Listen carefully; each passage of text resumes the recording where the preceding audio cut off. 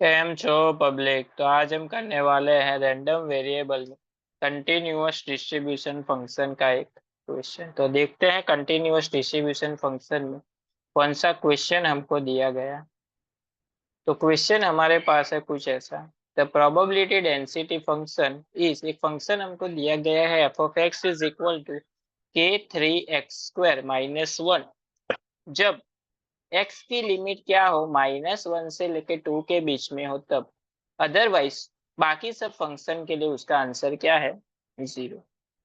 तो सबसे पहले तो इस क्वेश्चन में हमको x की वैल्यू फाइंड आउट करनी है एंड उसके बाद x की k की वैल्यू फाइंड करने के बाद हमको प्रोबेबिलिटी फाइंड करनी है -1 से लेके 0 के बीच में उसकी प्रोबेबिलिटी क्या होगी। चलिए देखते हैं इस वाले क्वेश्चन को हम कैसे सॉल्व करेंगे। तो सबसे पहले तो यहाँ पे क्वेश्चन में हमको जो क्वेश्चन दिया हुआ है वो कौन सा फंक्शन है, प्रोबेबिलिटी डेंसिटी फंक्शन। तो प्रोबेबिलिटी डेंसिटी फंक्शन होता क्या है, ऐसा फंक्शन जिसका इंटीग्रेशन अगर हम -∞ टू इंफिनिटी करें तो उसका आंसर अगर हमें क्या मिलता है, 1 मिलता है, तो उस फंक्शन को हम क्या बोलेंगे, प्रोबेबिलिटी डेंसिटी फंक्शन। यहाँ पे देखिए -∞ टू इंफिनिटी लेने की जरूरत नहीं, x की ऐसी वैल्यू लेनी है जहां -1 से 2 के बीच में, तभी उसका आंसर इस फंक्शन में मिलता है। अदरवाइज क्या है, 0। तो 0 लिखो ना लिखो कोई फर्क पड़ता नहीं। तो आपको लिमिट क्या लेनी है, -1 से लेके 2। के कांस्टेंट है तो के को लिख देते हैं बाहर। 3x² - 1 dx is equal to हो जाएगा 1। के कांस्टेंट वैसे का वैसा, 3 कांस्टेंट वैसे का वैसा, x² का इंटीग्रेशन हो जाएगा x³/3, एक पावर बढ़ जाएगी, बढ़ी हुई पावर नीचे, 3 क्या हो जाएगा कैंसल, -1 का इंटीग्रेशन हो जाएगा x, लिमिट आ जाएगी -1 से लेके 2, आंसर इज इक्वल टू 1। अब लिमिट अप्लाई करनी है 2 से लेके -1 में। तो सबसे पहले अपर लिमिट क्या है, 2। तो सबसे पहले x की जगह पे आपको पुट करना है 2। चलो, तो k ब्रैकेट में x की जगह पे 2 पुट करेंगे, यानी कि 2 का क्यूब क्या हो जाएगा 8 -2, लोअर लिमिट -1 पुट करेंगे, -1 का क्यूब क्या होता है -1, माइनस माइनस क्या हो जाएगा +1, +1 -1 कैंसल इज इक्वल टू 1।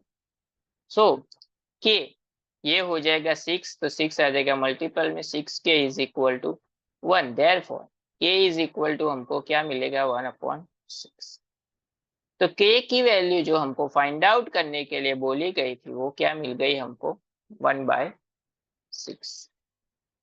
अब उसके बाद हमको यहाँ पे फाइंड आउट करना है प्रोबेबिलिटी बिटवीन -1 से लेके 0 के बीच में, -1 less than x less than और इक्वल टू 0 के बीच में प्रोबेबिलिटी फाइंड करनी है।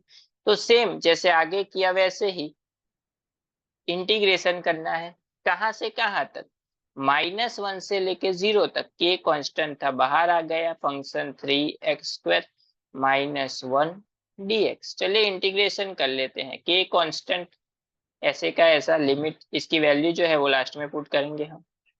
देखिए क्या हो जाएगा, 3x² का इंटीग्रेशन x³/3, 3 कैंसल, -1 का इंटीग्रेशन हो जाएगा x, लिमिट -1 से 0।